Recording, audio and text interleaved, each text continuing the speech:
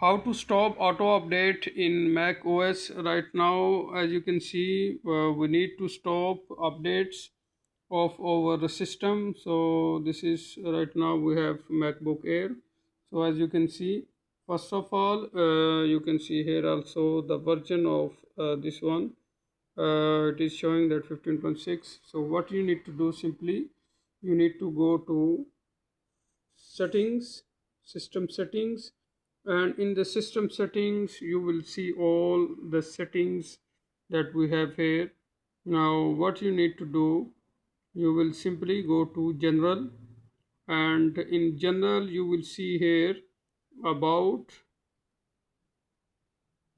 and then software update. From here we will click on that, and now you can see there is an update going on, that it is showing that you can update into 26.2. So but we don't need to do it automatically, and we want to stop it.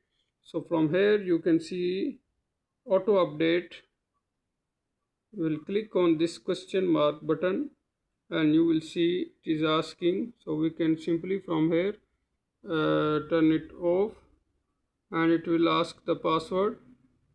So I will put the password.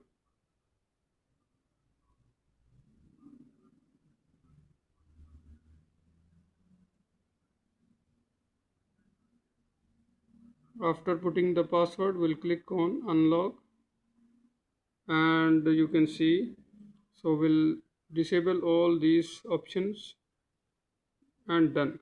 Now there is another update also you can disable, that you can check here if any software update is available. So you can also from here you can check which software that in required update, that there is an update available. You can see Safari also and system update also available. So you can simply uncheck these things, and you can cancel.